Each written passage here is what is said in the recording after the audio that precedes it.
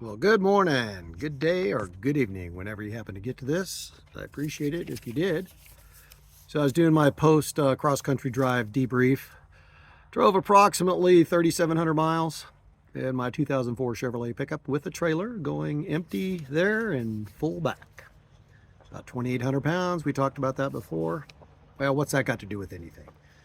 Well, it has to do with liberty and freedom and mobility and a lifestyle that's being taken from us. And I'm going to talk a little bit about the decisions about that on my part.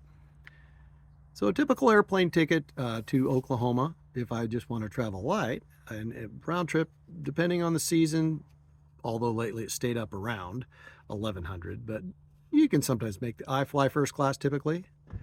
But you can do that for about somewhere between $1,100 and $1,300. But coaches, you can get a coach ticket for about the price, well, about six to $700, some $800 to make that trip, depending on it's not a market because the FAA controls it and fuel prices control it. So government has made flying pretty miserable like everything else. So I avoid it. But on this trip, I needed to move goods and equipment across country. I got married. Some of my stuff's in Oklahoma. My mom lives there. I'm going to go check on her, and I love the drive. Got family along the way on the northern route. Love stopping in and seeing them. This is one of the beautiful things about being an American. I can take my truck, which is a work vehicle. It can be an office. It can be a camping vehicle. It's transportation. At its simplest, it's transportation. And mobility is freedom. And the attack on fossil fuels is where this goes, is an attack on our mobility and our freedom. And it's on purpose, by the way. Seriously. Imagine an armed populace with access to plenty of fuel and vehicles. We'd be pretty hard to corral. And if you don't think they want to corral you, well, it's another discussion we can have. Maybe go to Venezuela for a week. Anyway, and that's not a conspiracy. It's just the nature of power. And we can talk more about that later. So anyway, relative to the gas prices that we talked about before. So given the price of airplane tickets, if I just wanted to go for a visit, my basic mindset would say, well, gosh, if I drive, I can go see family on the way. I get to see some sights along the way. I love the drive. It's a quiet time with the amateur radio and the stereo in the truck, or my wonderful wife. Dog went with us. So if gas is $2.89 a gallon, like it typically was when Orange Man Bad was in charge, and even before that, then you get into a situation where, I burned 270 gallons of fuel in that particular vehicle to do the 3,650 miles round trip. And at $2.89 a gallon, that works out to be about $756. So again, for the price of a coach seat, right? 2 hotel stays at $150 a night, so now we're at $1,056, roughly, for the whole trip. But I'm taking my truck, my stereo, my luggage, my dog, maybe my wife, all my tools. If I get trouble along the way, or I've helped people along the way, jumper cables, a couple of books, and I get to see this beautiful country from the seat of my truck at that price.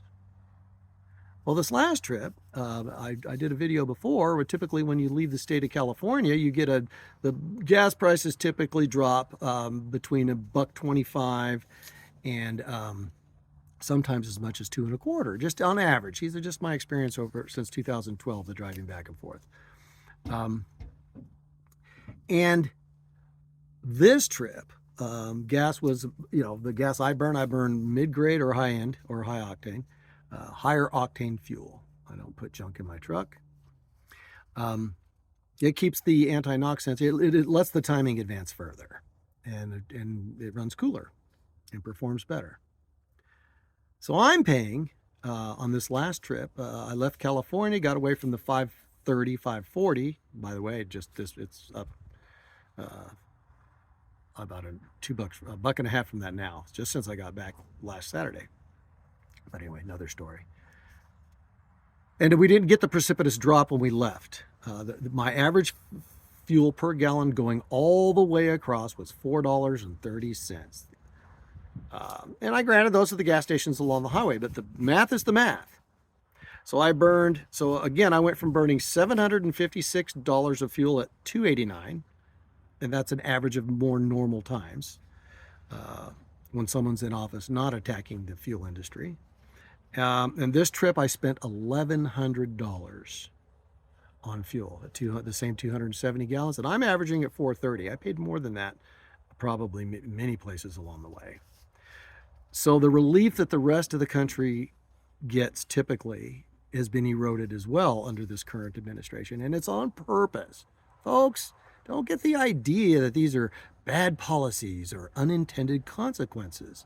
They want to, and they've said this, they want to modify our behavior, and if we won't do it voluntarily, they're going to do it to us forcefully. Right now, all they're using is markets. They're gearing up for more, I guarantee you. In California, we're banning.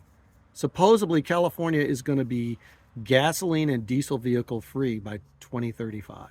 They love that word, banned. We're going to ban internal combustion engines in the state of California. They say it can't be sold, but if you're not selling any here, by the way, Standard Oil's already left. This latest jump in prices, they're saying it's because they have a refinery. Some refineries have been having maintenance problems. You know what that means?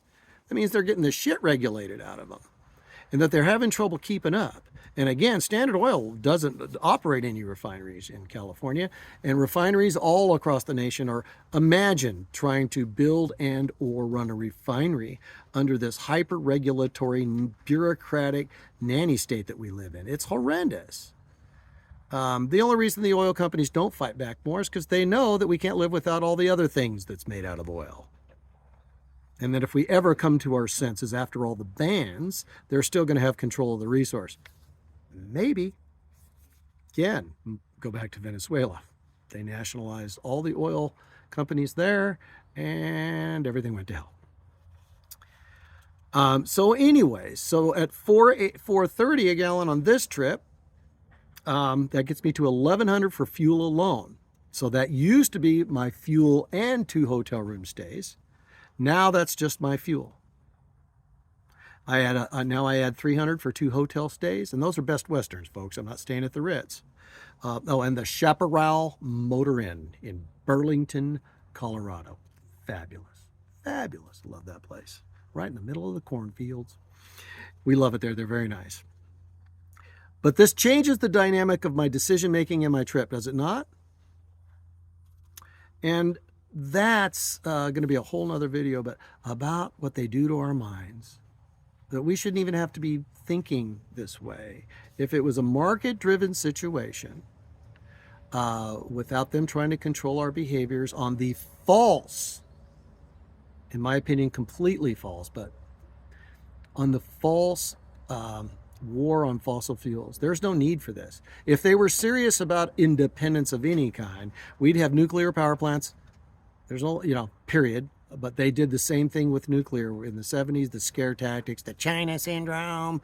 I mean, it's just, and you can watch when people start, today you can watch online, when people start bringing up nuclear power. Pardon me, I said it wrong. That's old school. Nuclear power, when that starts making a ramp up in Twitter or Facebook or Instagram or anywhere else, guys like me are shooting the breeze. The China Syndrome movie comes back on, or some documentary about the fish and wildlife off the coast of Fukushima, which, frankly, Japanese fishermen are doing pretty well. Anyway, you can watch the media machine. iHeartRadio is doing it right now around the transgender thing. No one's attacking transgender people. We just don't think that queer theory ought to be taught in schools to elementary school children. That's not an attack on trans people, not at all. But boy, you listen to iHeartRadio and their commercials, they do the same thing. The damage control is on. In this time of heightened aggression towards transgender people, no, nobody's, and you don't get to force me to call you use certain words, and I'm going to love you no matter who you are. And when we meet and we spend time together, then we'll decide how I'm going to address you because you asked me to. That's all. And it don't need to be taught to kids that their sexuality is a choice. I'm old enough to remember when they said it wasn't. I was born this way. So anyway, Really, just having some fun there. But they do this with the even the most of the oil companies online. You'll notice they're talking about energy innovation. All I would ask, oh, you know what? I'm going to just shut up here because I'm drifting around a little. Let's do this. Let's try to gracefully and keeping human flourishing and individual rights in mind, let's wean down, not ban or mandate, from fossil fuels as grid power, with the possible exception of natural gas, because I'm old enough to remember about 12 years ago when that was the clean alternative. It's on all the UPS trucks around here and on our buses downtown. Oh, they probably got rid of them on the public buses because they have to toe the line. But make those transitions easier. I'm going to do a whole nother video on what they're doing to the coal industry. And Hillary Clinton said it out loud. They're trying to put them out of business. There's nothing new about this. Messiah Obama said energy prices will necessarily have to be higher. Can you imagine a leader of the supposedly free world having that kind of hubris to think that they get to decide? Anyway, my solution is this. A rights-respecting, market business-respecting transition away from coal and oil-burning plants, but not at the expense of consumers, and towards for the grid, and then relative to mobility, leave us the hell alone. Batteries are never going to power a train. Sorry, it is not happening. There will never be a diesel truck that can haul 100,000 pounds worth of freight. Are you freaking kidding me? The batteries are going to weigh 40,000 pounds, 20 for sure. It's not happening. And I heard some jackass on the radio. They're talking about electric planes now. Stop it. Just stop it. Fossil fuel allowed for the greatest expansion of innovation and productivity the human race has ever known. So let's keep the fossil fuels for mobility, transportation, and distribution for all of us. And then let's work on the grid with your windmills and your solar panels, which 20 years from now are all going to be crap. So that's not going to work. You could cover this entire country with solar panels and it wouldn't be enough, at least not for the lifestyle that you and I like. And damn right I'm selfish. I grew up in the greatest place on earth, enjoying the greatest fruits imaginable. And, there's some forces out there that think it's not fair. You've had it too good for too long. And by golly, they're going to force you to do it differently. And that's what's really going on. That's actually collectivism. They've been at it for a long time. So anyway, fossil fuels for mobility for all of us. And the auto companies get great at making vehicles run cleaner. They've proven that. And electrics, because you like them, because they're cool. But relative to our grid, let's not be threatening and banning and mandating anything relative to human flourishing and fossil fuels. The whole damn thing's a lie anyway. But that's my opinion. But even if it's not, we should be going about it in a way that promotes human flourishing, not everybody having to toe the line for some agenda for those in power. Anyway, have a fantastic day, and I will catch up with you later. Try not to get any on you.